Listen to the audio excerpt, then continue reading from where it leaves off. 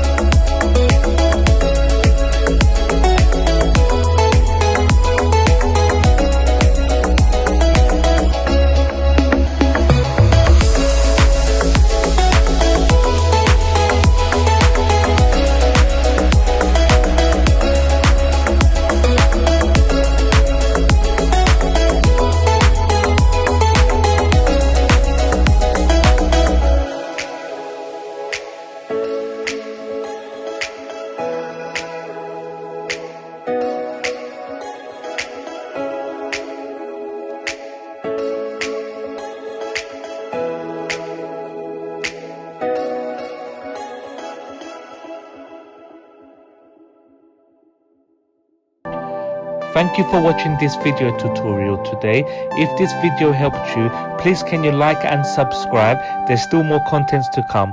Bye for now.